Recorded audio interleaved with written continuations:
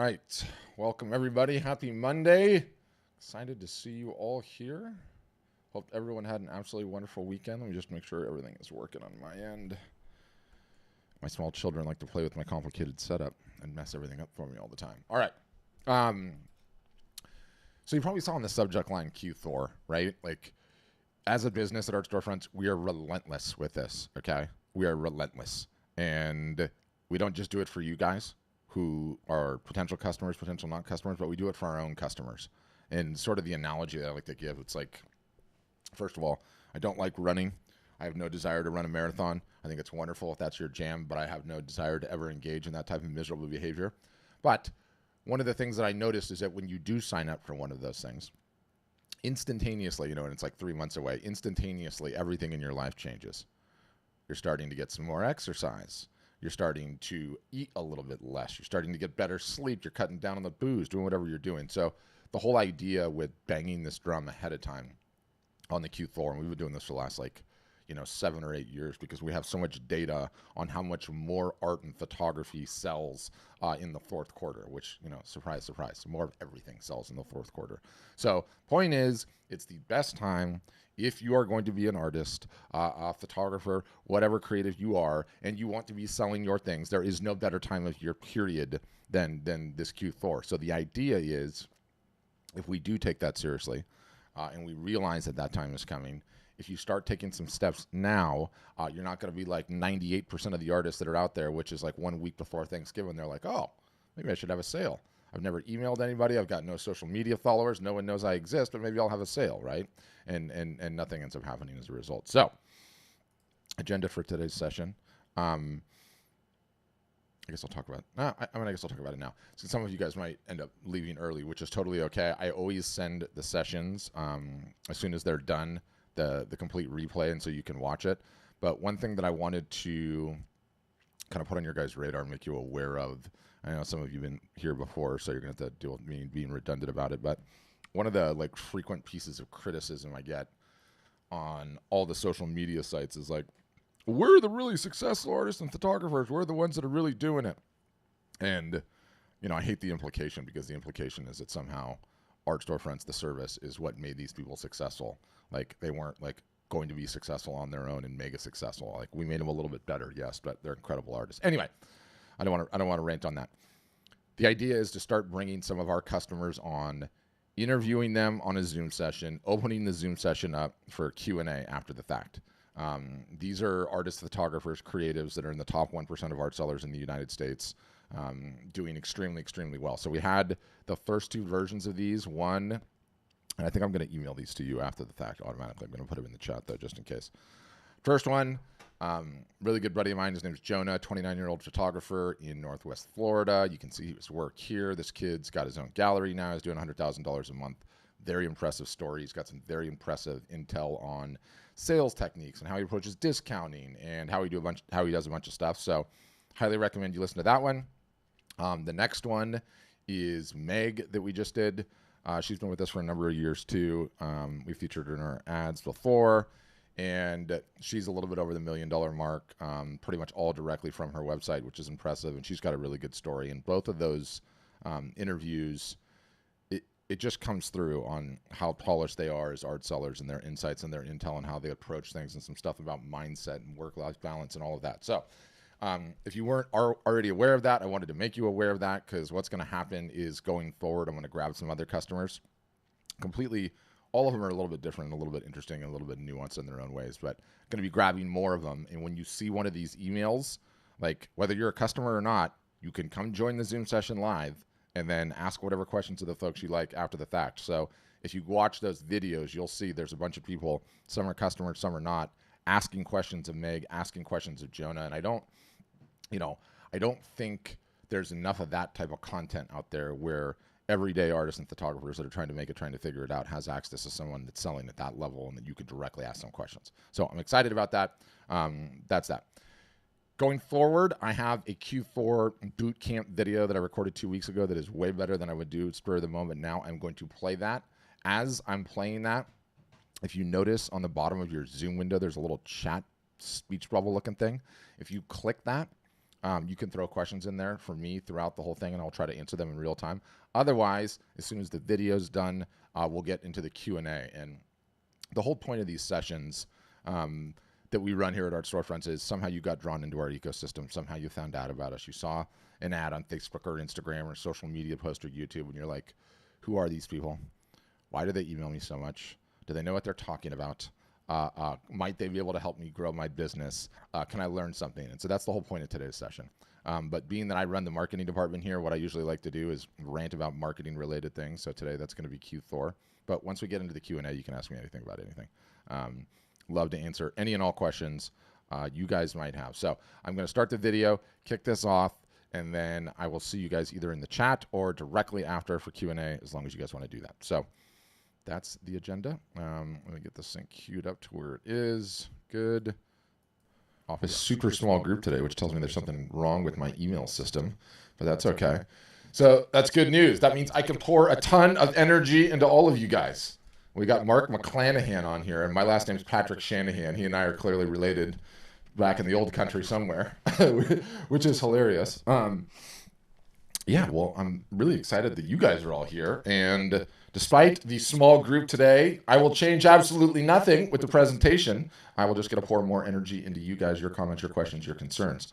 I call this thing the Q Thor boot camp because Q Thor is coming, but I want to rant about something else because it's top of mind and it's important to me.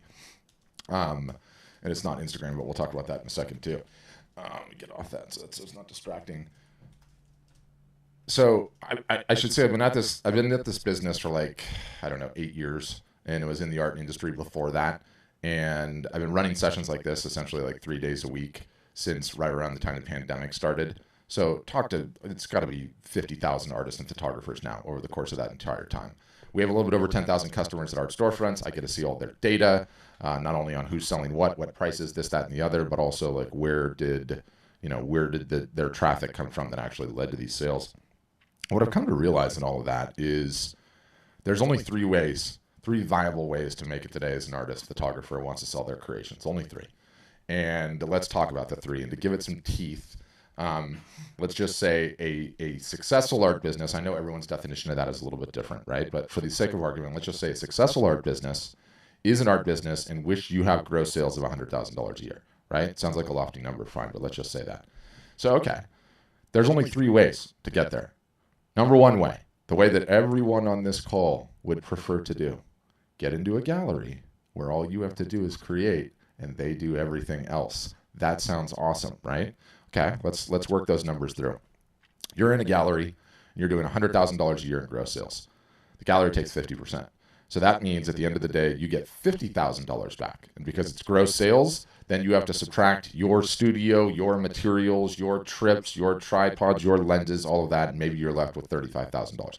Hardly a living wage. Let's make that picture a little bit rosier.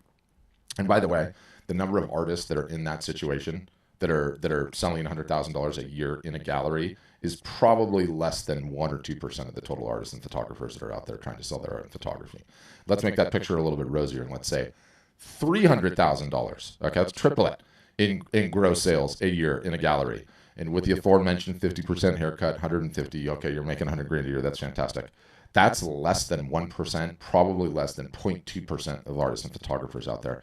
So in terms of like a viable path forward, the way that I like to explain making it in a gallery is to have that level of success that way as an artist or photographer is kind of like playing a sport versus being a professional athlete. How many people do you know play a sport? How many professional athletes do you know, right? Like the odds are just not fantastic. And the real death knell to the gallery model is you guys are all going to be artists and photographers for the rest of your life. I routinely get people on these calls in their 90s still trying to sell their art, which is amazing. And you realize it's the long game. Wherever you are, you have a ton of time left, right, to do this, God willing, of course. If you don't know who's purchasing your art and you can't market to them for the rest of your life, you don't have the ability to develop collectors. Collectors are folks that will come back and keep buying from you again and again and again, year after year after year. And it's the lifeblood of any art business. In the gallery model, you don't know because the gallery doesn't tell you who purchases. It's important to state that, important to understand that. All right, let's table the gallery model for a sec. Next is to become a road warrior. A road warrior is someone that does anywhere from 25 to 45 shows a year. The fairs, the shows, the farmers markets, the thises, the that's. And you are loading that car up, setting up the booth. Sometimes it's a dud. Sometimes it's a hit. Sometimes it's inclement weather. You're away from your family. You're 8 hours a day on your feet. It is not easy. It's hard. That being said, totally viable path to get there. If I was an artist myself and I was like looking back at my life and I wanted to give my like 20-year-old self some advice, okay, Emma, talking to you, you're the young one here, it would be like, don't have wife, don't have a significant other, don't have kids, don't have a mortgage. And if you have any of those things, it's just a generalization. You're the young one and I'm looking at you. So go and do that when you're young. Because if you can do that when you're young, when you don't have the aforementioned significant other and kids and soccer games on Saturdays and a mortgage, that's when you're the freest to be able to do that. And it's totally a viable path. Like I've got multiple customers that are in their 50s and 60s that did it for years and years and years. One guy I think of, this guy, Bill Stidham, 175,000 miles on his van in 6 years that he just used for his art shows. I mean, he hit it hard. You know what that guy has now? Healthy 6-figure-a-year business, and he barely does any shows anymore because he built up a list, he built up a customer base, he built up collectors. The third way, okay, is what everybody really, truly has to do. It's what you want to do, which is, I know I'm not going to get into a gallery. I know I'm not doing the show and fair circuit. That's just too much. I can't be that road warrior. So I want to sell direct. I want to understand who's purchasing my work. And it's totally a viable path. It's what we advocate. Here's the rub, though. You have to market your own art. You have to market your own art. There is no one that is going to market it for you. And for some people, that is a painful thing to hear. For most artists and photographers, it's a painful thing to hear, but it's true. Anyone that's been in this business for any period of time knows that you guys are all sold a bill of goods that somehow an artist or a photographer's vocation is just to create this amazing thing and everything else just happens, and nothing could be further from the truth. You have to get good and understand that marketing yourself is just as important a job as creating what you create. And the sooner you come to terms with that, the way better your life becomes. Why? Because there's never been a better time in the history of the world to do it. Not even close. I mean, for those of us that are older and remember the days before these things existed and before social networks with hundreds of millions of people worldwide were on their phones all day long, do you know how hard it was? Do you know how much harder it was? You were geographically fixed on the planet somewhere, and that's where you started, and that's what you had. You had to grind way harder. Now, if you take your marketing vocation seriously, if you're like, I'm going to get good at this, if you realize that your art business is essentially 2 trains on 2 tracks. Train number 1, your art, your craft, your creations, your subject matter material, your brush, your lens, how good you get with all of that. That train has its own path, and it will go throughout the rest of your career. You want to get better at it. You want to make sure that train has no brakes. The other one is how good you get at marketing yourself. And you need to treat it seriously, and you need to turn it into an art form. And if you understand those 2 things, that is the path that artists and photographers get on, will become successful, will have a business that is growing year after year after year. And I really firmly do believe there's never been a better time in the history of the world to do that. But it's actually simple. Simple, not easy. Not easy in the fact that you guys have to get good at marketing. Not good that you have to take it seriously. Not good that you have to learn how to do this. And nobody likes doing it. I totally get that, okay? I mean, I run the marketing department here. Truth be told, I don't even like doing it, okay? Posting on socials on a regular basis, content marketing, right? Running sales, all the things that you have to do. But I don't know what the alternative is. I don't know what the alternative is. Because of all the tens of thousands of artists and photographers that have come through these Zoom sessions in the last 3 years, there are maybe 1 or 2 that were doing great in the gallery. And I saw specifically, like right when COVID hit and all those gallery people got closed up, those people were flooding into these Zooms going, what do I do? I've got nothing. My income's done, right? It was terrifying. The road warriors are the road warriors. And then there's nothing else. You know, there's nothing else. Like I've had like 6 people tell me they make more $10,000 a year on Saatchi, Fine Art America, Redbubble. I've had a couple of people on Etsy that are doing like $20,000 or $30,000 a year, but I haven't heard anyone else.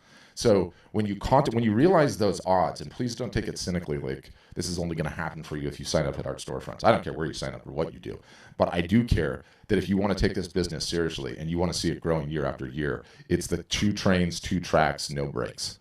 2 trains, 2 tracks, no brakes. Okay.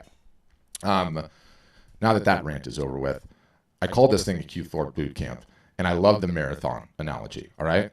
I hate running. I will never sign up for a marathon in my life. But I know some people that have, and there's one thing that you notice about those people that sign up for the marathon. As soon as you fill out that form for that miserable activity, your whole life changes. Why? You know the pain is coming. You start eating a little bit better. You start training and taking your exercising more seriously. You start getting better sleep. If it's me, you work on that drinking habit that you have, right? All of these things in your life, you start taking more seriously. And my contention, having been in this business for close to 10 years now, and having seen what goes on in Q4, the last 3 months of the year, it's a marathon that you're signed up for, whether you know it or not. And the training that you do between now and then, between the fourth quarter, the buying season, Black Friday, Cyber Monday, the roll up to Christmas, all of those sales that are in the water, all throughout that. More art, more photography is sold in the fourth quarter than the other 3 quarters combined almost sometimes. Like our customers that do it well have a good year based on what that fourth quarter is. And so my contention is that you're signed up for that marathon whether you know it or not. And the question is, what are you going to start doing between now and then?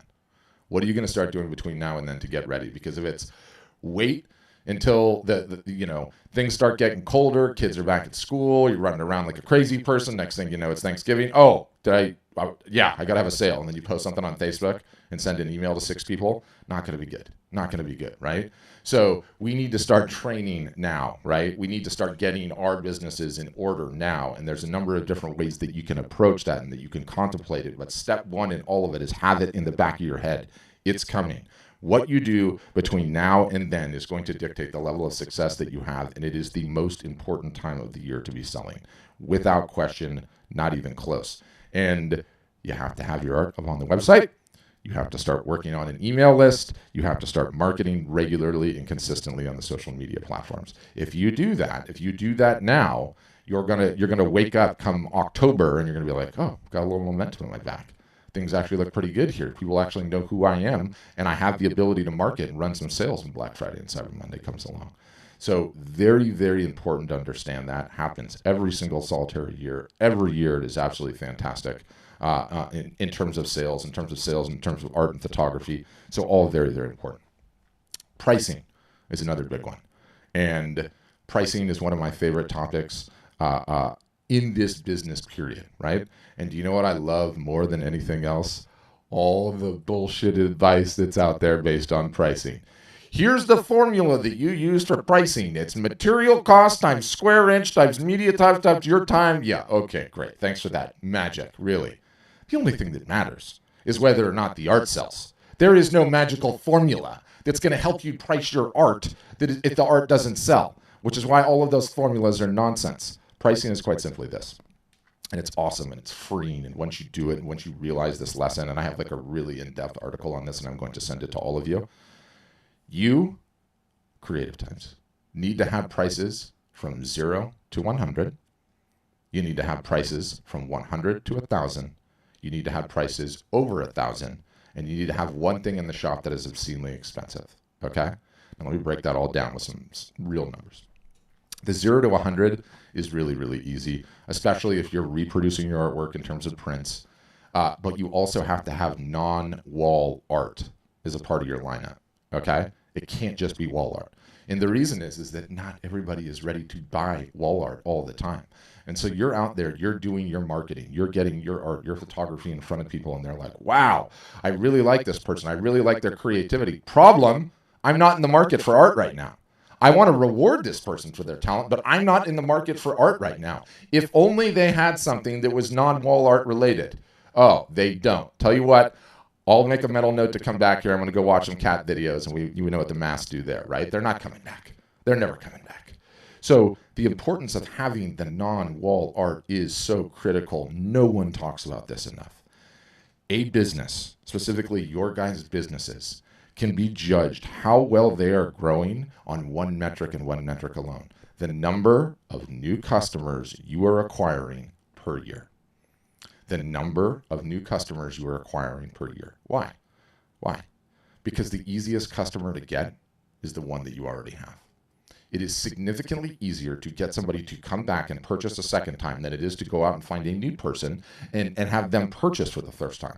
And this is just a fundamental rule of most businesses, but specifically this business.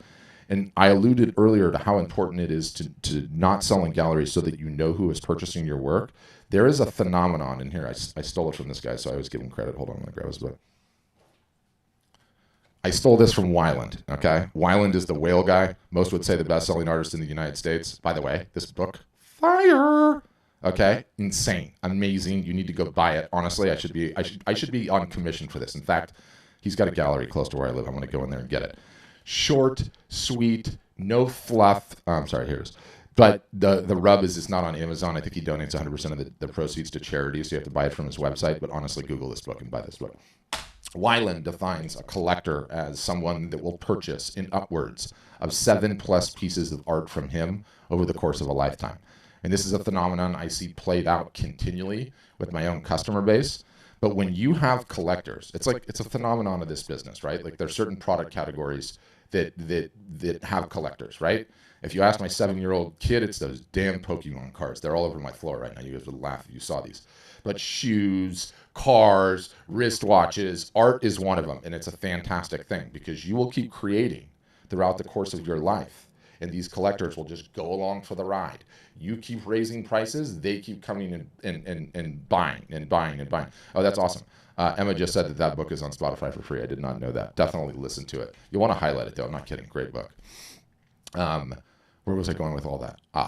So if we know the most important thing an art business can have as a collector, and then we know in order for a collector to become a collector, they first have to purchase something, that underscores how important it is to have non-wall art as a part of the lineup, okay? That's the 0 to 100 range. Also in there, you obviously have small prints. And then let's say you're 100 to 1,000, you get into some bigger size prints, right? Your metals, your canvas, your acrylic, you go through that 0 to 1,000 range, and maybe close to the 1,000 range, you're in limited editions, and then above that, you have your originals. Everyone has to adjust it a little bit to taste. But you also need something obscenely expensive in the store. And let's say that you sell your originals, just to keep the math simple, at like $1,000. I want one in there for 10 grand. And why? Why one in there for 10 grand? That's crazy. I'm never going to sell that thing. I don't even care if you don't ever sell that thing. You ever been to a car dealership?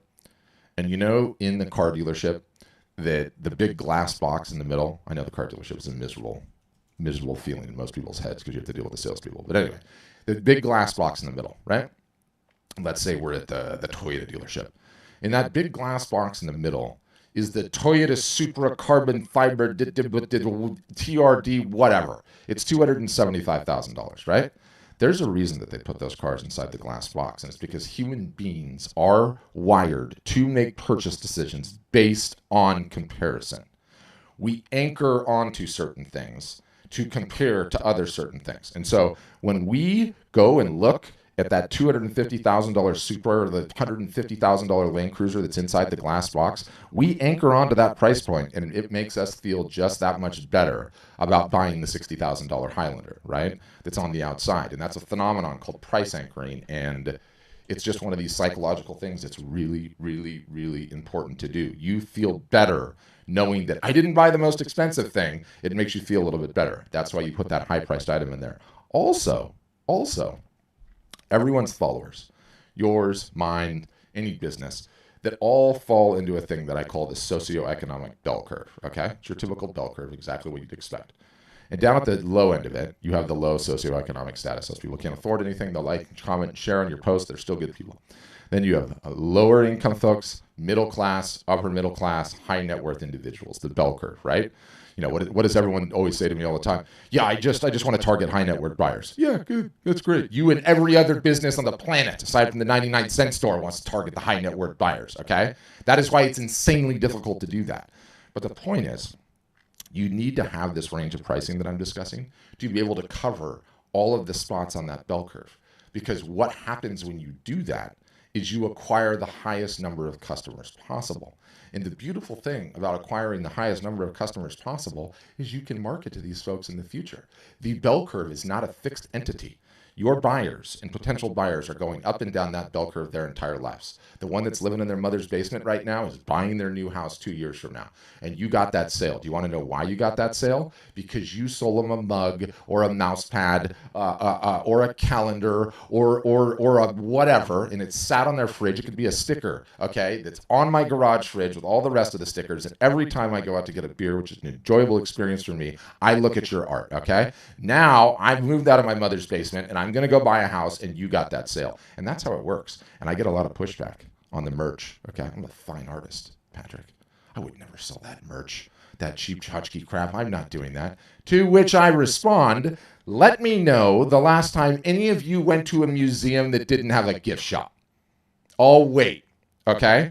If Van Gogh's Starry Night is on the wall, and you can also buy a Starry Night poster in the gift shop for $22 plus tax, I'm pretty sure Van Gogh's not losing any sleep over it. Technically, he's really asleep. He's dead. But you get the point, okay? You get the point. You ever been to a concert that hasn't had merch? I don't think so, okay? The Rolling Stones, take your pick, okay? Merch is very, very important in the simple lens that you acquire more customers as a result of it. So having that price range is huge. What is one of the most defeating things that happens to artists and photographers out there? You worked hours on a piece. I mean, hours. It took so much time. You're going to sell this thing for $800. And what happens? Someone's like, yeah, that's beautiful. Would you take $25 for it? Oh, you're just deflated, right? Like this person is just, I mean, it's like a troll on social media. I mean, they have just ruined your entire day. The beautiful thing is, when you have the range of pricing, it doesn't happen as much. It almost doesn't happen at all. Because people understand, they have a context of where things are in your lineup. Oh, this is $100 and under. Oh, this is $100 to $1,000. Oh, this is over $1,000. Oh, that's the $5,000 piece. And what's more, when you get those folks who don't know any better, okay, most of them are not yet people, they just don't know any better, you can be like, oh, that's fantastic. I love that you have the interest. That one costs quite a bit more, but let me show you what is in your range. And then we gently guide them to where we are in our range. Do you know how much better that is for your self-esteem? Okay, let me tell you, significantly better. It is significantly better for your self-esteem. You are going to be a happier and better functioning member of society, okay? Your significant other is like, this is awesome. Why are you in such a good mood? It's because you have the range of pricing. Very, very important. That's pricing. I'm going to send you a follow-up article on it after this whole thing's over. In addition to the pricing, the next thing I want to talk about is Instagram. Most important social network for artists and photographers. It's not even close. Secondarily, it's Facebook. Okay, have to be working on both of them. Well, Patrick, what about TikTok, or what about Pinterest, or what about SEO? Yeah, what about shiny objects that are not going to move your business anywhere and are going to put you on the road to a hobby? All right, that's what all the rest are. I don't care what anyone else says, anyone's friends, anyone. No one is selling art on any of the rest of those things, okay? They are lying to you if they're saying they are. It's nonsense. I've looked at way too much data. Aside from onesies, twosies here with weird circumstances, the two most important places that you need to be are Instagram and secondarily Facebook. And thank God for that. Okay, don't talk to me about TikTok. I'll kick you right out of this Zoom. You are lying to yourself, okay? Stupid Chinese app, communist app that is just trying to flood you with an endorphin hit. You got 10,000 views. You didn't get 10,000 views. You got 100 views from people that are never going to buy your work, okay? So when we stay focused on the only two platforms that matter, to the detriment of wasting time on any of the rest of those ones, I don't care. Just stay out of there. Stay in my lane. Facebook and Instagram and Facebook. You will end up winning. And why is Instagram the most important? What do you guys create? You create visual creations. What is Instagram? A giant visual search engine. Imagine that. Lines up pretty nicely, right? The beautiful thing is that Instagram has become, over the years, evolved into the credit check for artists and photographers. What do I mean by that? I'm going to buy something. I saw something. My neighbor had something. It's really important for me to keep up with the Jones. I'm going to go look at what he got. And what am I doing? I'm going instantaneously to Amazon. I'm going to read the reviews. Was that thing good? Is there a better one? Maybe there's a better one. Maybe I can one-up this guy because I got to keep up with the Jones. Now, we check Amazon is a way of getting credit checks, like getting the reviews of what something is, right? So you could say Consumer Reports or some of the other sites too. For artists and photographers, it's like, hey, I just saw this. I'm at your friend's house. You sold some art to your friend. I saw that. That's a great piece. Who did that? Oh, yeah, it's my buddy. It's my cousin, Mark McClanahan over there. And you should check him out. You know what they're going to do? They're going to pull out Instagram and they're going to look for you and they're going to look at your profile. And are they going to say, is this an artist that's doing anything? Is this an artist that's putting out content regularly? Are they on the up and up? Do they have 2 followers or 2,000 followers, right? And it's very, very important to understand, one, that Instagram offers a credit check, okay? So fundamentally, it's important just for that matter. 2, secondarily, and I should also say, like, you know, the data in this industry is so utterly, totally, completely opaque, right? Like, there's so much nonsense out there, it's mind-boggling. But there's 2 outfits that report on the super high end of the art market. One's the Hiscox Group, it's an insurance entity out of London, and the other is Art Basel teams up with UBS Payne Weber, I think. I think that's who it is. The 2 of them put out a report, and what they do is they survey every year all of the folks that are essentially buying $100,000 pieces and up. And every single solitary year, I've watched the results of those reports when it comes out, and every year it ticks up. Did you follow and or consume content from an artist on Instagram? Was Instagram influential in your buying decision? Well, that was super. That was super annoying. I'm probably just gonna have to take it over from there. On my end, that was going getting all choppy. I just put the 2 links to those 2 reports, by the way. You know, it's the Hiscox report and the Art Basel report. You guys can check those out on your own time. But they're literally, you know, they're representative of the very, very top of the market, right? So like over 6-figure price points on the pieces.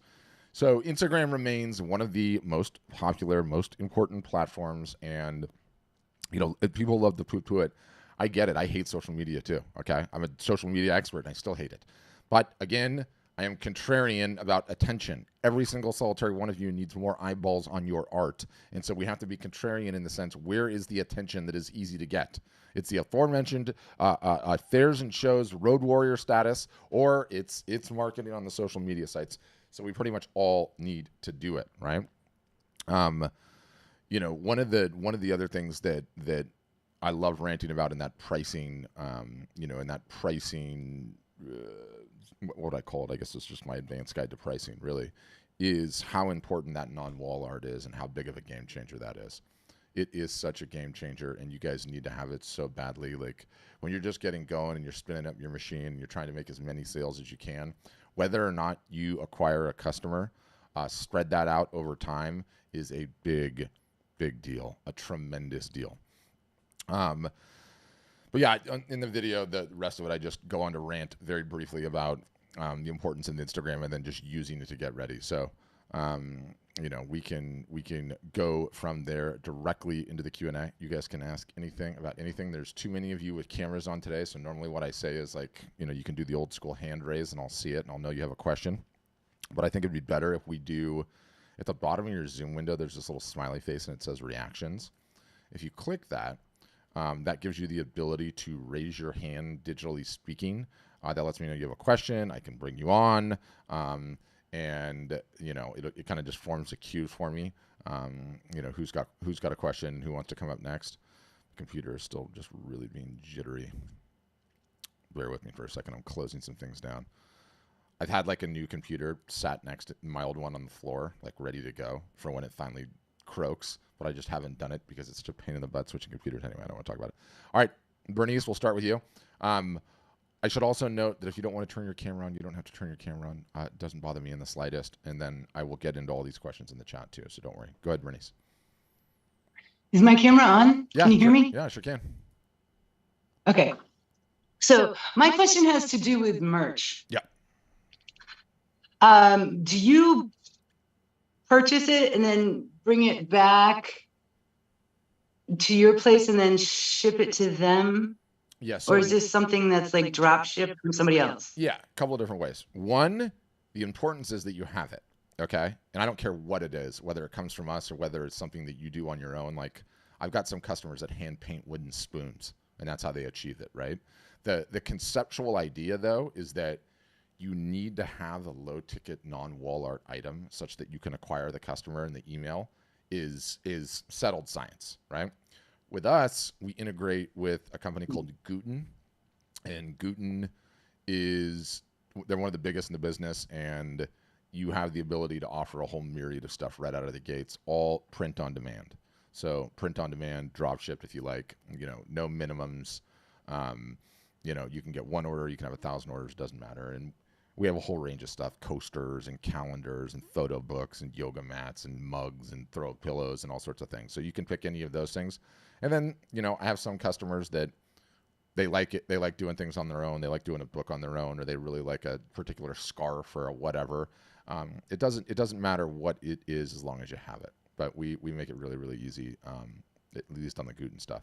The glorious thing about it is, like, I'm old, I'm 44 years old. In my day, when you were coming up, like, you had to order all of this stuff, and there was a minimum order, and then you had to warehouse it in your house and then hope you sold it all, and then likely not, because you're out of pocket all that cash, you don't even know if you're going to make an ROI on it, right?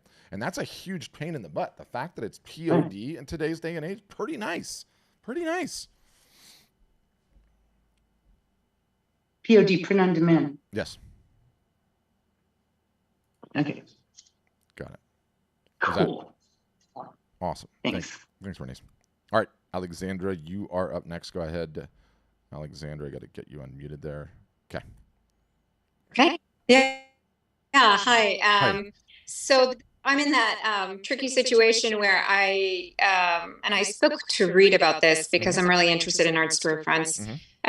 So Annie, he encouraged me to keep coming to these that's nice of him. meetings, so to speak. But yeah, I'm an art student, and I've got a year in my program left. Okay.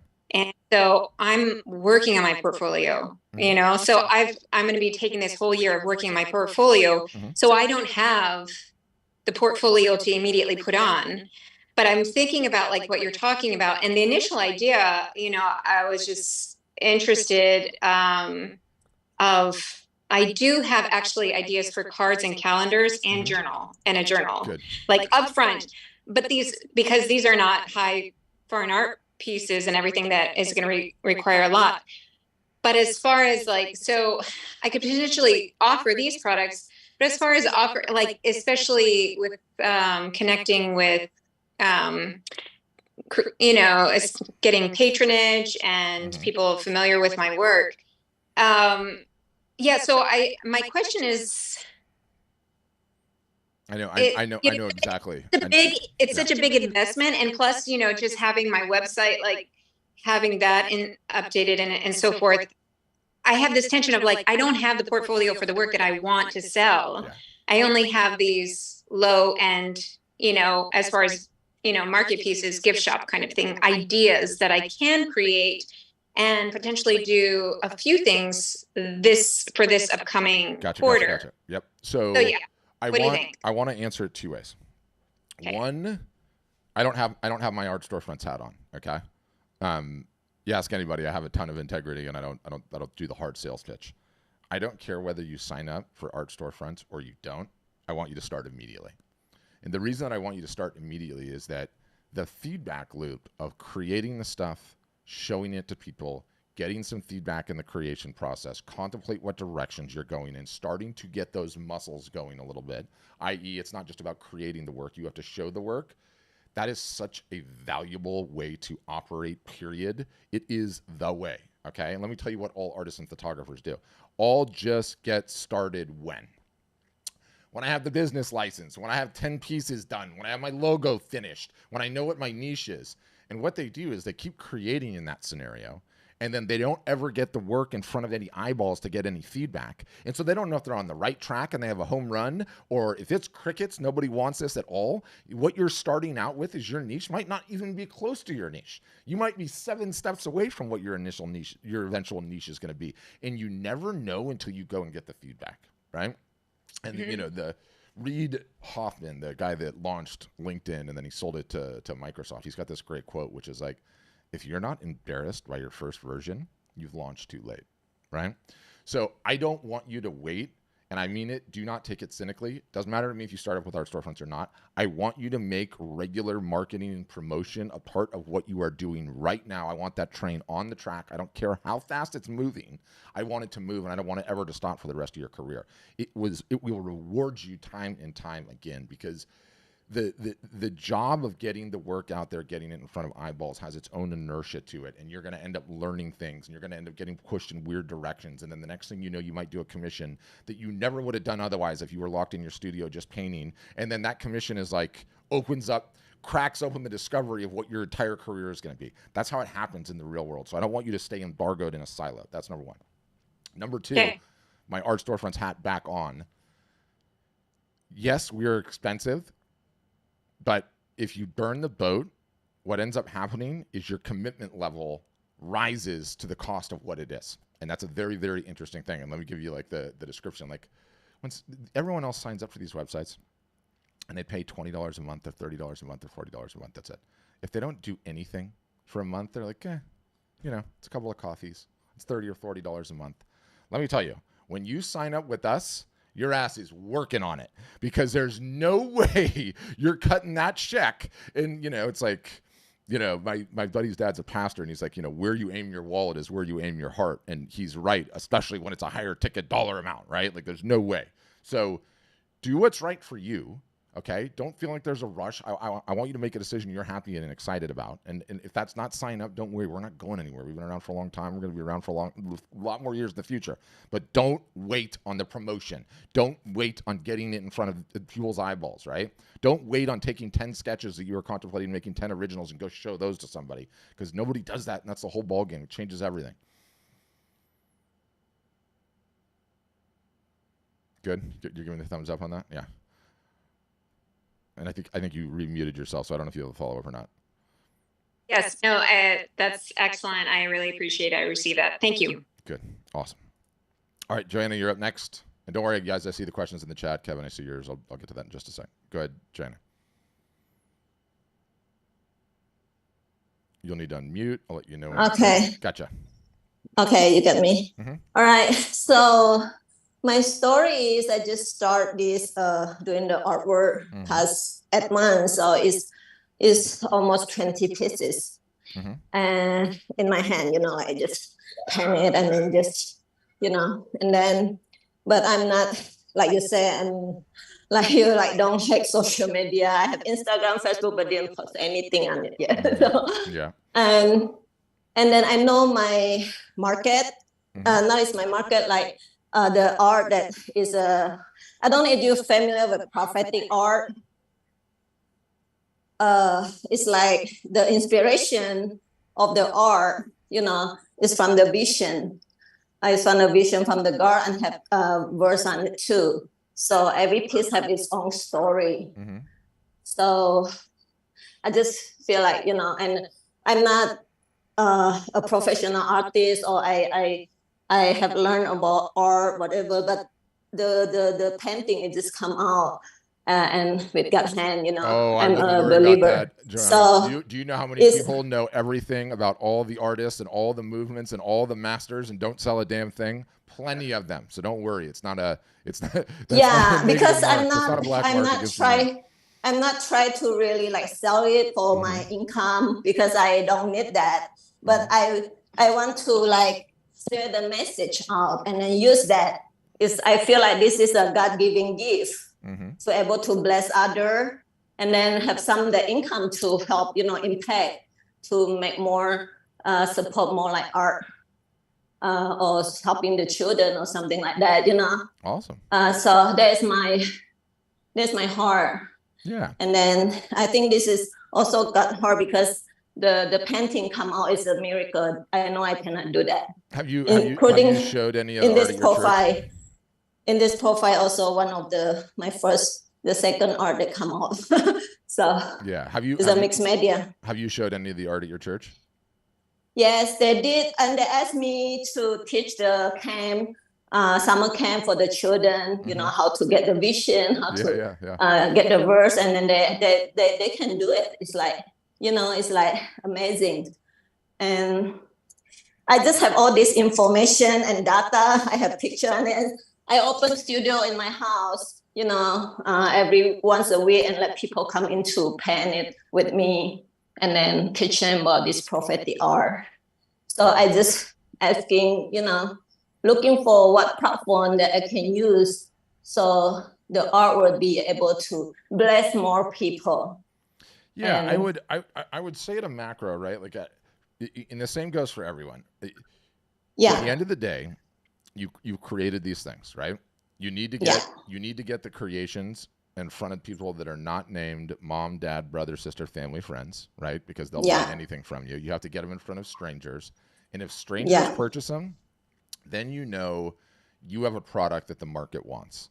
Once you have a product the market wants, then it just comes down to marketing and learning how to do that and getting the art in front of more and more eyeballs, and slowly the business grows. And so that's how it works. And so if you feel comfortable that you sold the art to strangers, then you're ready to take the next step. If you don't feel like you've done that, sometimes the easiest way to do it is an in-person show or fair somewhere in your local area, and see if you can't sell as many as you can, and sort of get that signal from strangers. If you do, then you're on the path to building a business.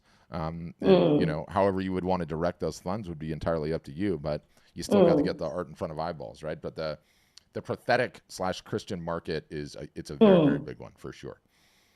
Yeah. And then also I wonder about the copyright, like if we post the picture online, the painting online, that other people can just download and print it out. So how you avoid that, and how you... You don't. No? Anything that you put online, anyone can steal at any time for any reason. But the instances of that happening are so infrequent. It just doesn't happen. It really just doesn't. Like, every once in a while, I'll get like a onesie twosie story from somebody, like, they used my art on a magazine cover, and then usually what happens when I investigate the story and like really dig into it, it's complete nonsense. It's just nonsense. Do you know how hard it is to sell art? It's very, very hard to sell art. No one's going around stealing other people's art and then going and using it anywhere. Not in any measurable impact that I've seen. And if for any reason it does happen, that's what a lawsuit's for. Okay, so you don't need to, because I also saw there's a copyright for art, and register, and you pay money for your art. Do we need to do that? No, I wouldn't do it. There's a poor man's copyright you can do, which is you take a photo of it and you fold it up. You print it out and you fold it up and you put it in a stealth address stamped envelope, and then you just file it away without ever opening it, and then that way you can prove the provenance of it. But look, early on, you got 99 problems, and someone stealing the art online, copywriting is not one of them, right? Like, you've got to get that art out there, and you got to grow a business. It's funny. This guy Asher in the chat's like, I pray someone would steal my art. That's exactly right. That is the attitude that you should have. Like, it would be such a noteworthy accomplishment if someone did steal it. So, okay. Yeah. So don't worry about that. That's a nonsense thing to worry about early on.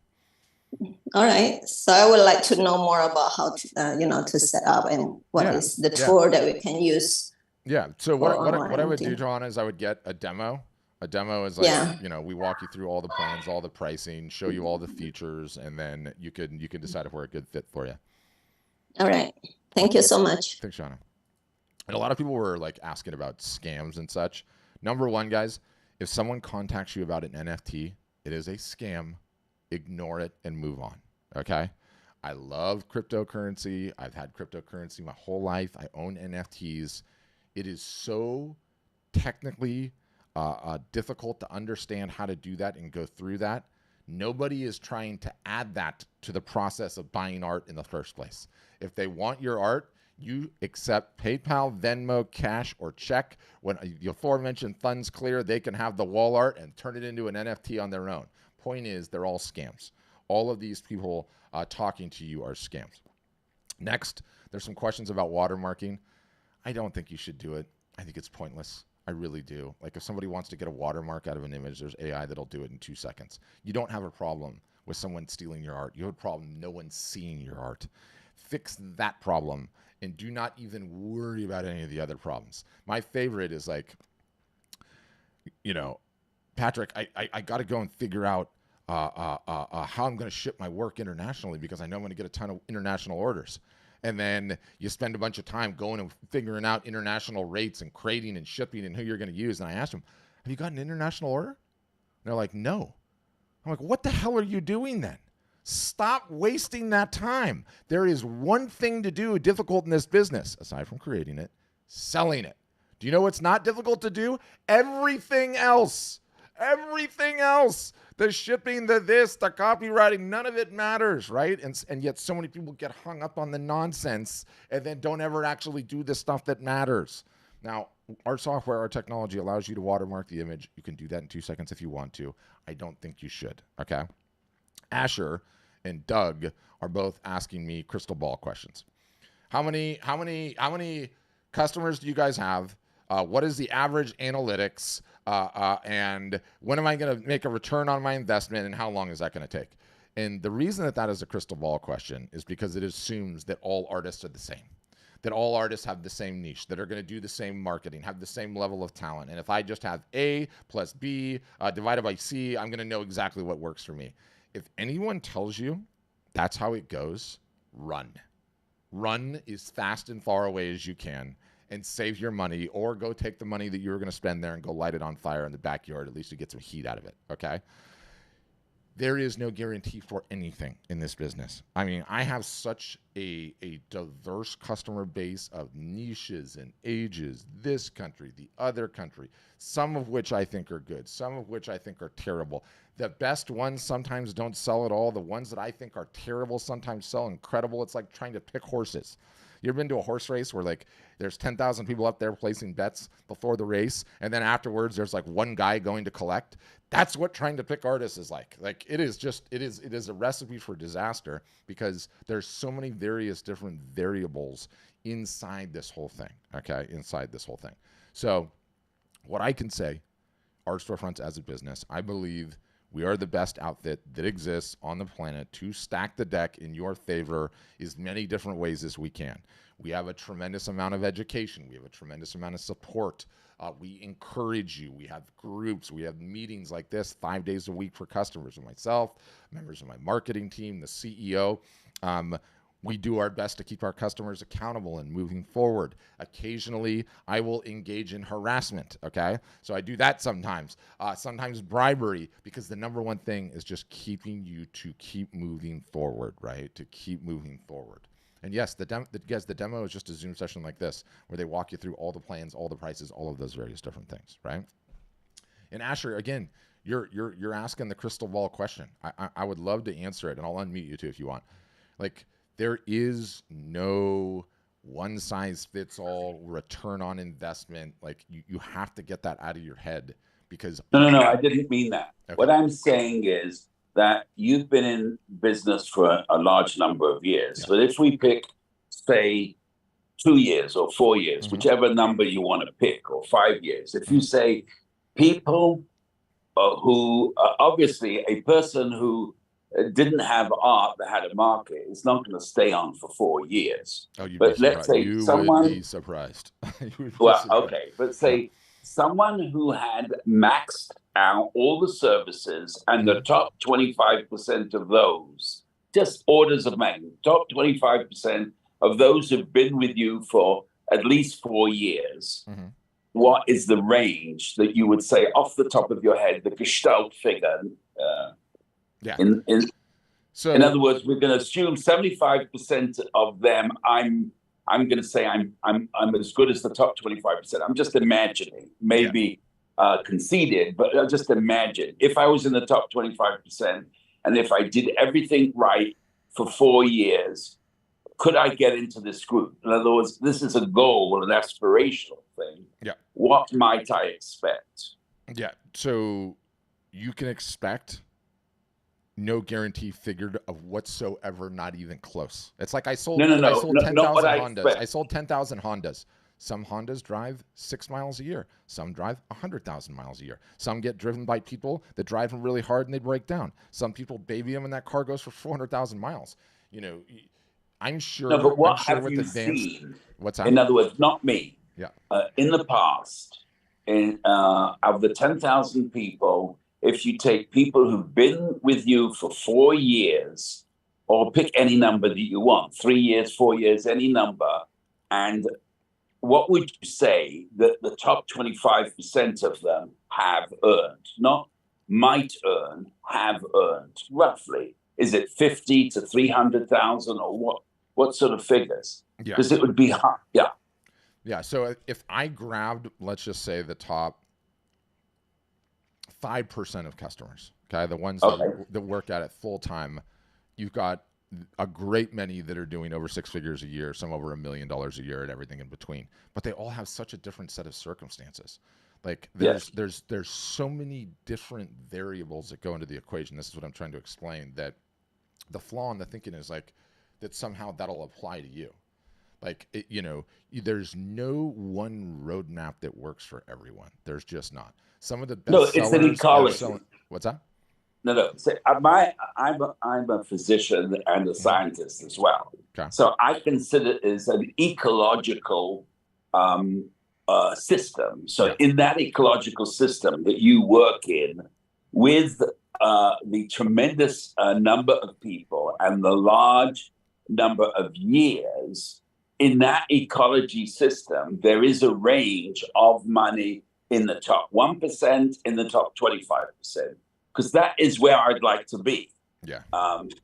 That's my aspiration. Yeah. So if I could hope to have started 4 years ago, and now we're looking at the top 25%, then what might I look around me and see my neighbors have done?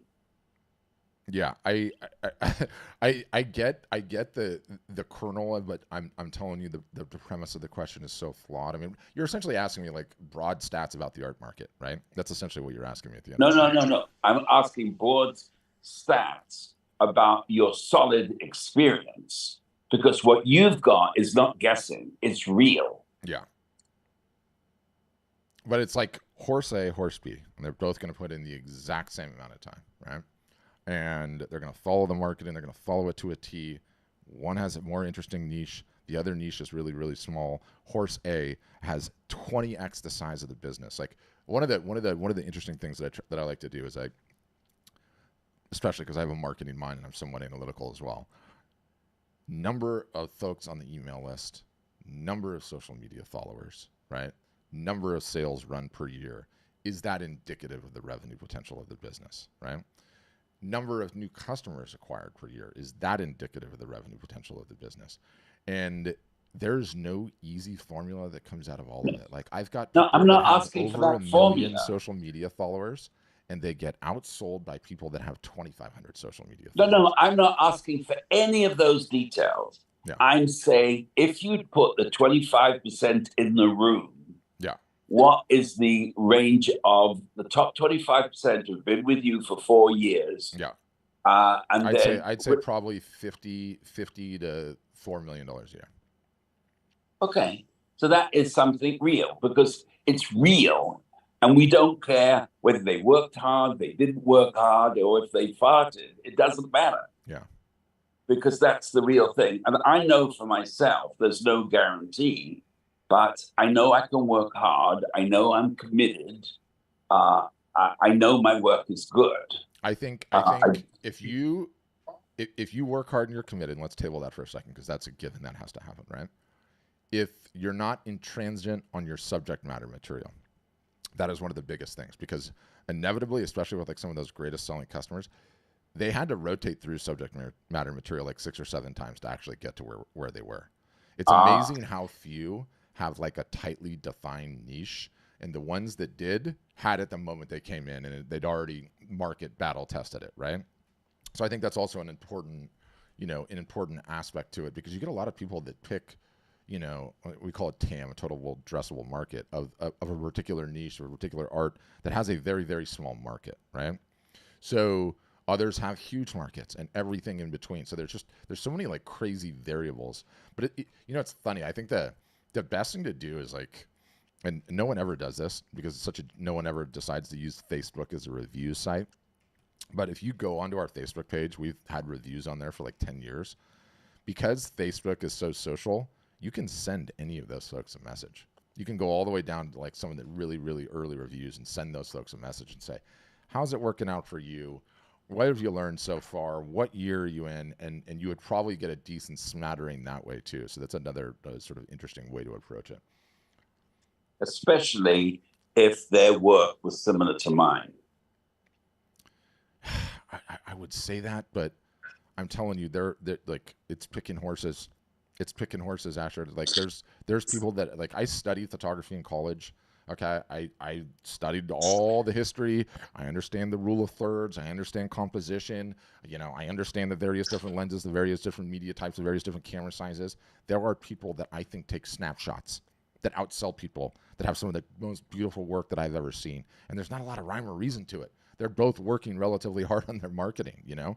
So there's a lot of really, really interesting. Could you mention more about rotating focus?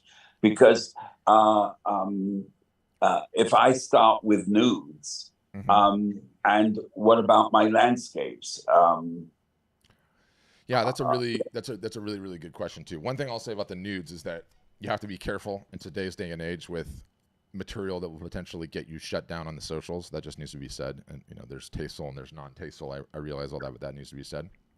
I thought early on in my career of doing this, you know, artists and photographers always sit down with someone from another walk of life that's had a great deal of success, and they always tell them like, hey, you really just got to pick a niche and stick to it, right?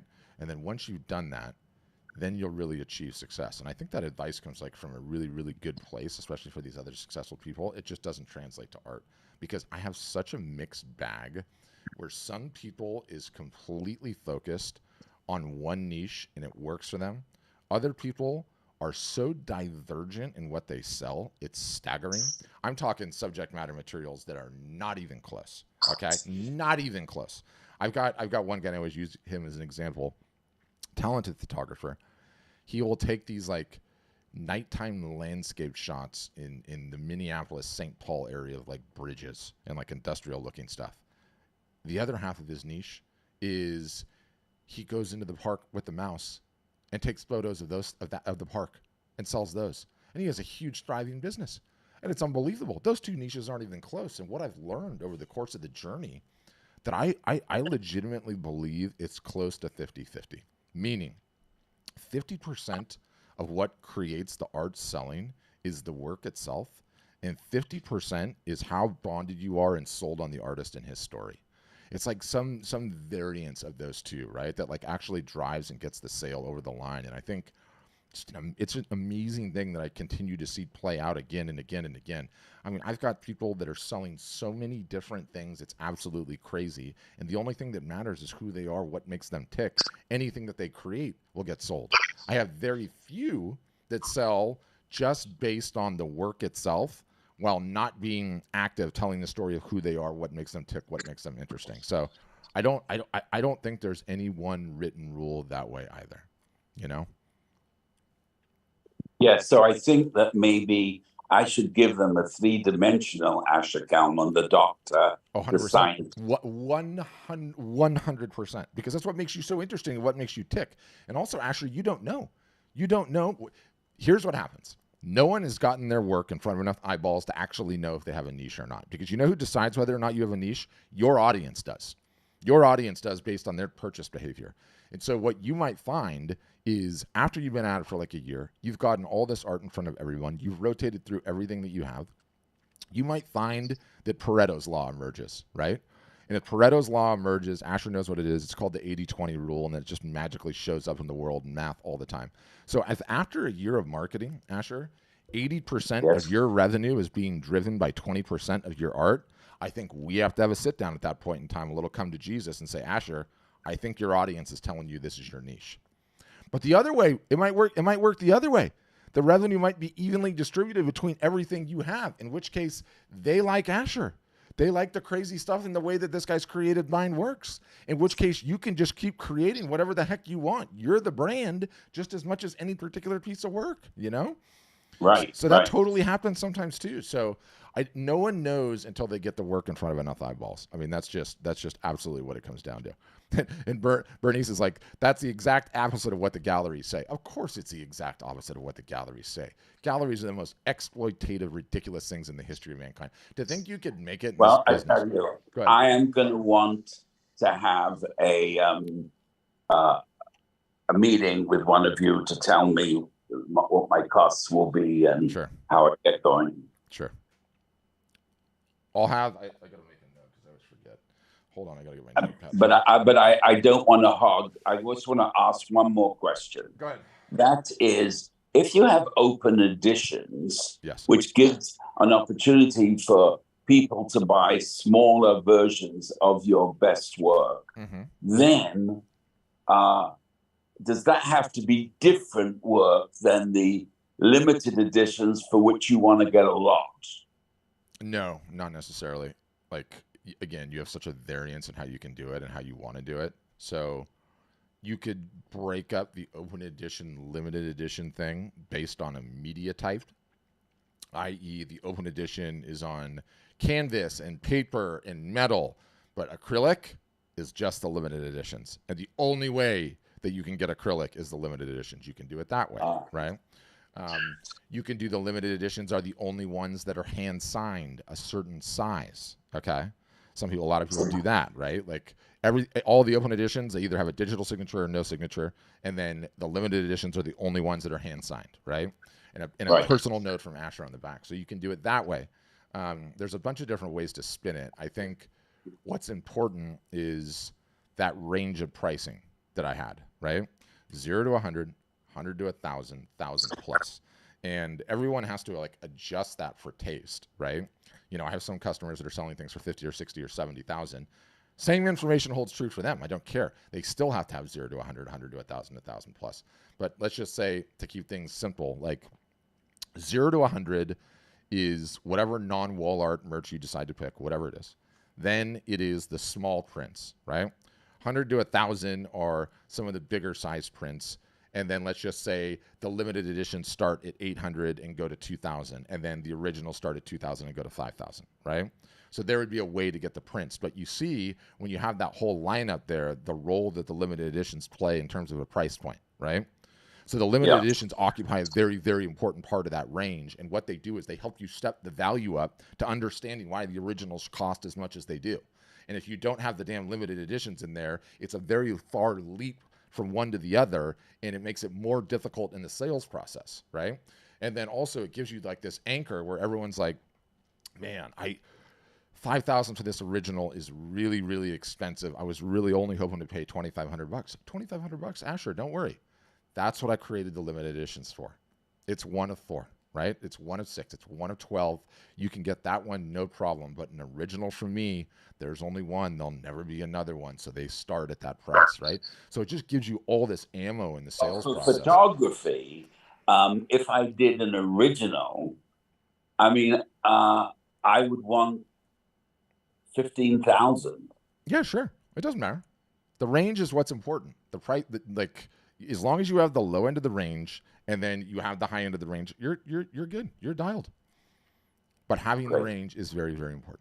Well, I don't want to take up too much time because I want the others to ask questions too. Don't worry. And I'll have somebody reach out to you. Okay, Asher? Thank you. All right. There was another question that I had up here, and I can't remember who it was. Was it Kevin? I think it was Kevin. It was a longer one. I need to vaguely remember it being in here. There it goes. And Kevin, if you're still on here, I'm going to unmute you just so you can ask a follow-up on this. So I'm seriously considering joining Art Storefronts after some enthusiastic research. I understand you guys in business for 10 years. And by the way, I think it's like 9 years and change while we're getting close. What has been your growth in terms of customers and generated sales? Yeah, so we've had like a really interesting run. So our founder started a company called Breathing Color. They're like one of the biggest suppliers of reproducible media. They make canvas, they make fine art paper, they make a metal, they make an acrylic, all of that.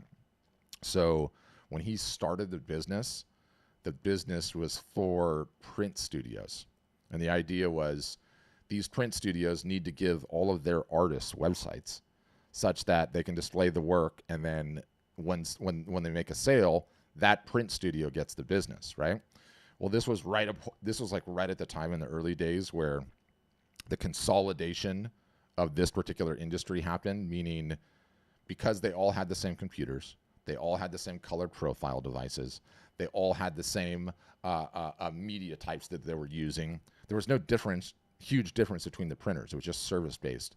And so it ended up being a scenario where, whoever was buying ink by the barrel won.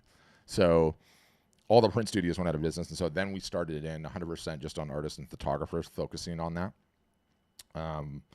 There was a tremendous amount of growth during COVID. That was out of control, just extraordinary time, because obviously everyone was stuck at home and so many people had their art embargoed in galleries, and we're not able to make a living at all. So we definitely had an explosion of business since then.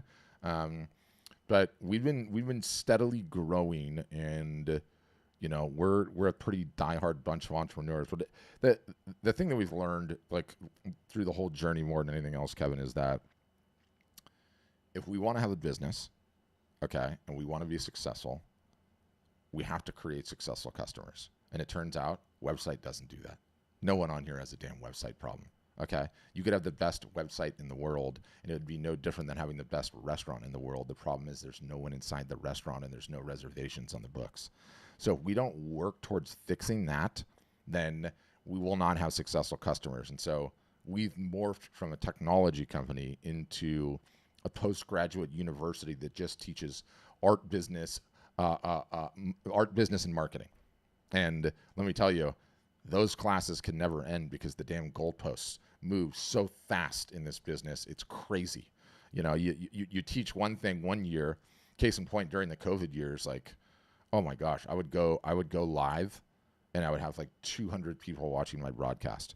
And then I taught all of my customers to have live art shows. And that was a huge arbitrage technique back then, especially during COVID. And it's still successful today, but nowhere near what it was. So anyway, long-winded answer. I'll unmute you again. You could ask any follow-up you have on that. Or did I lose you? Oh, sorry, I was a little slow on the trigger. Yeah, Patrick, thanks. This is really helpful. And I've checked you guys out with also this Trust, whatever it's called, this website. Trustpilot. I know. Yeah. Sorry, go ahead. Oh, I'm laughing because I'm the one that cultivates the reputation defense department, if you like, right? Like, I have to keep an eye on all the reviews and all the rest of it, and like go through all of that and do all of that. So it's just making me laugh.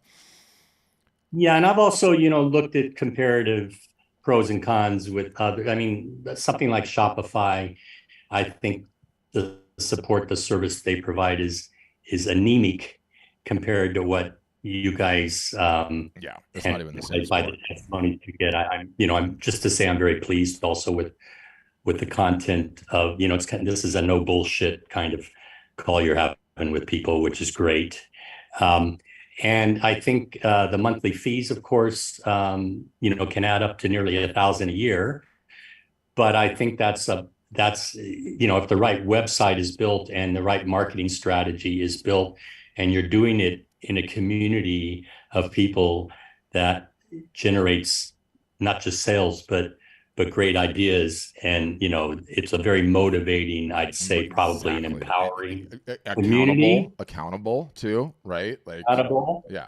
It's like everyone else goes and signs up for the gym, but this is signing up for the gym with the trainer. And if you don't show up, you're getting phone calls, right?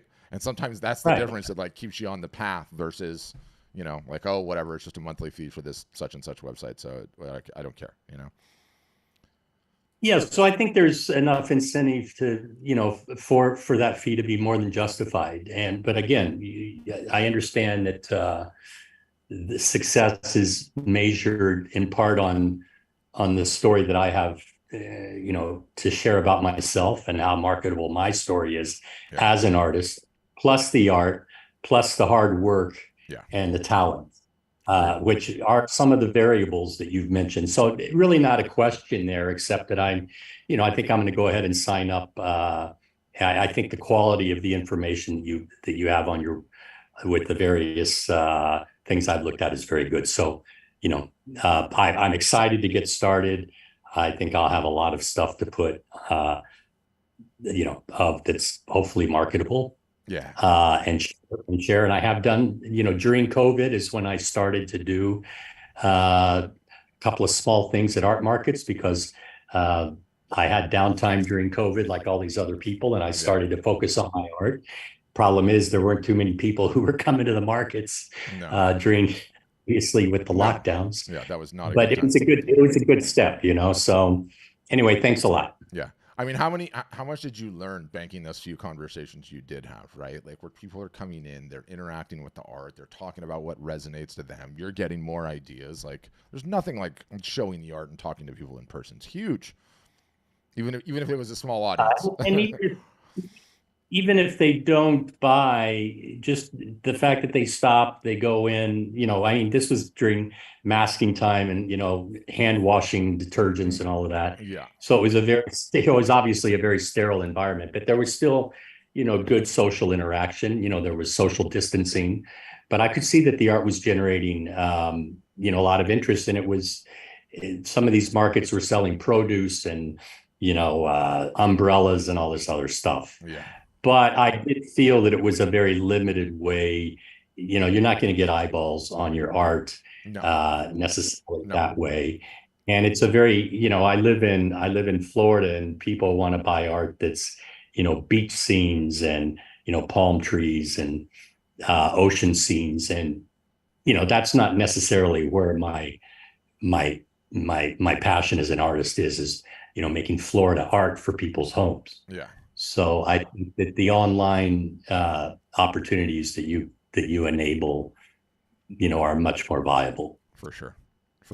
And it's also like, I rant on a regular basis that I believe that this is the greatest time in history to ever be an artist. For the aforementioned reason that you said, like 20, 30 years ago, what the hell were you going to do when you were geographically in an area where the art was never going to resonate to the extent that it could? Like the fact that the internet has flattened the world, right, and has obliterated the gatekeepers, and has this ability that with a cell phone and a little bit of hard work, you can reach all these people. It's tremendous. It's insane, right? Simple. Too. Yeah. The last thing I'll say, because it's a Q&A session, I think we've gone over time, is that, I've just retired 2 months ago. Congrats. And I've wanted, I was an art major in college, and also I've been a photographer professionally. But I've always worked for other people, and I've made a good steady income over the years, and worked internationally. But really now I have a chance to do what I've essentially wanted to do for the past 3 to 4 decades. Awesome. That I didn't have the time, and the space to do it. Yeah. So that's another. I think there are probably a lot of people who may be in a similar situation where they've had to, they've been slaves to the paycheck, so to speak, and maybe they're in a more liberated situation like I am now. They can focus on the thing that drives their heart, because it's a heart and a head combination. It's strategic, but it's creative, and it's you've got to engage. So anyway, it's a good time for me. Yeah, and Thanks. I'll say as a final too, and I'll put you on mute, is like the beautiful thing that I've noticed, because again, 3 of these a week since like right before COVID hit. I mean, I've had so many conversations with so many different people. It's such an interesting way to meet people and hear like how they tick. And I think the thing that I'm floored by more than anything else is no one turns it off. Like I routinely have people in their 90s showing, I shouldn't say routinely, a couple of times a month, I have people in their 90s that come on the Zoom and they're asking me for advice how they can sell a little bit more art. And I'm like, God, this is incredible, right? Like, I love marketing, right? I do, and I'm good at it, and I've been doing it a long time. When I retire, I'm not doing any more damn marketing, okay? So I'm going to need a vocation, and I'm going to need a purpose, because I really do believe purpose, as we get older for the rest of our lives, like you have something like that driving you, you're in business, right? I love cooking, I love gardening. Maybe that'll be my jam, but I see these people that are keep coming in their 70s, 80s, and 90s, and they're like driven to still grow a business, and they're driven to still create the art. And like, that's an amazing thing. Most people can't say that. Most people don't have a passion like that. And especially like never turning it off. I mean, I once had a 92-year-old ask a couple of questions, and then 3 questions later, a 96-year-old said, "Tell that damn kid to get to work." And I was like, this is just amazing. It's just an amazing thing. But anyway, enough on that. Congrats on retirement, and yeah. We'll see you on the inside. All right, guys. Any finals before we wrap it up? Can be anything about anything. Oh, there we go. Regina. Mariposa. I love that name, Mariposa. Do you know has a song? Yes. Mana has a song called Mariposa. Yes. Oh, I love that song. Two short questions. Sure. The first is in terms of trying to make a determination of how much work you should be posting on the website starting out. Can you give a little guidance about that? Yeah, one. One? Yep. Because here's what happens. I'll just get started when I have enough, right? And then the days turn into weeks, turn into months, turn into years. Like, no, you got one, you're ready to launch. Yes. Get it up. Can't get another one up for the next 2 weeks? Fine. 2 weeks later, get that one up. It becomes a marketing moment. The point is you're taking forward steps, right? And again, it doesn't matter if you sign up with us. It's like the same advice I think I gave to, was it Angela earlier? It's like, I want you guys to start. I don't want you to not start. Like, you learn the feedback that comes in when you actually start will change fundamentally the trajectory of the business, right? So don't get holed up on some magic, number or whatever. Yeah. That's question one. The second quick question is one of the things I do is paint music. Okay. And when I say that, I'm not talking about painting musicians or singers. I'm talking about giving color and shape to sound. Okay. So the work would be abstract. Okay. Is it the kind of thing where, but sometimes people prefer more representational work than abstract work? And do you have any idea which? I mean, I'm not going to change my don't way of producing. I know work. where you're going with that, and it's a crystal ball question. Yeah. Kind of like a little bit like what Ashley was asking. Like, you don't know until you know. Yeah. Right. So don't worry about what sells, what doesn't sell, like sizes, anything else. You have a product. You take it to market. You start getting the feedback. Maybe it's a home run. Maybe it needs a little tweak. Well, you're not going to know. No one can tell you. The only thing they can tell you is a credit card coming out of the wallet, right? And making that sale. Yeah. Yeah. So that's okay. That was it. Thank you. Yeah. Thanks, Regina. Yeah. So I love this. Candy and Lauren are asking about image quality. So with a grain of salt, okay? Because I'm the lunatic marketing business guy. Like, do you know when it's time to open the bank account? When you have the damn check in hand, right? When you have the check in hand, that's when you should open the bank account. Like when should you sort out the international shipping? When you have the international order in, right? So the right answer is it makes sense to go onto Craigslist, to find a photographer that will show up at your house that has shot art before and knows how to do it. You'll pay anywhere from $12 to $35 per image. They will have a professional setup. They will rotate through your entire collection. That's what you should do. Let me tell you what I do. I put the images up on my website with my iPhone.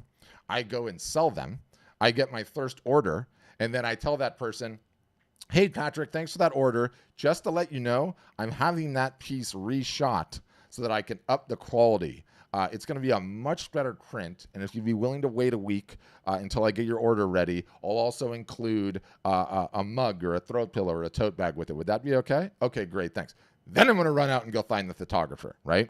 Because I'm crazy like that, and that's how I would do it. But you can certainly start with the iPhone photos, okay, and then work up to finding the photographer. We have, people are all over this country and other countries, and we've got a guy that used to shoot for Sotheby's and handles the Eastern Seaboard, and someone will be in your area or thereabouts, and it's pretty easy to find somebody to do it. And it's one weekend, it's done, it's knocked out. And then you have them in posterity forever, right? Like all of your originals locked in, saved, high res, you're not worried about it. So it's a beautiful thing. But you can certainly do it with the iPhone. And then, even with the iPhone, you get the image, you upload it to our system scans it, analyzes the pixels, and then comes back and says, here's the sizes you can go on this one, right? 24 by 36 is as big as you can go on this one. So if you don't like the sizes, then you can get a reshot too. But not a big thing. Not a big thing. The photograph and the work is the least of your concerns. See my my aforementioned points about fixing the marketing problem. Yes, and a quality scan, of course, works, Candy. Quality scan's probably even better than a photograph. Yeah, so that totally works too. They're both great. I mean, the digital cameras nowadays are like insane. But I was just talking to somebody yesterday that did like 170 originals, and he charged them $15 per image. And so just had it all knocked out all in one day. He went and got all the stuff down or wherever he had it in storage, and just, it's like once the setup's in the garage, it's like a couple minutes per piece. Is it lit right? Boom, done. Next. So yeah. But the scans certainly work too. The problem with the scans is like then you have to drive it somewhere. The whole beauty of the person coming to the house is if all the work is there, coming to the studio, all the work is there. You don't have to ferry it around at all, right? So that's what I would say. All right. In terms of follow-ups, I'll send you the replay. There'll be some links in there, some follow-up resources that I like that you guys might want to read, might want to check out. If you want to get into plans and pricing and get the tour behind the scenes and all the stuff, all the bells, all the whistles, you can do that anytime. Demo button everywhere. So they're all over the site. They're easy to find. Stay tuned to the email list because I'm going to have more of these interviews with some of our best artists, our best photographers. I think they're really, really good sessions. I think you guys would really enjoy them. It's a tremendous amount you can learn. And then, of course, you can ask them any questions that you like. So you don't have to hear it from me, the corporate mouthpiece. And then other than that, thanks all for hanging out. Also, too, for those that listen to podcasts, right? I do have a free podcast, and it's awesome. It's called the Art Marketing Podcast. It looks like that. It's anywhere that you might find a podcast. Spotify, Apple Podcasts, Daily Weber, just any of them, anywhere you can find them.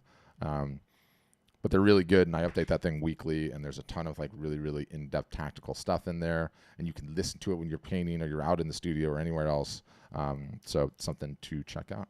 But other than that, I hope you guys all have a wonderful rest of your day, wonderful week, and hope to see you on an upcoming episode or session or any of the above. Appreciate you all. Bye now.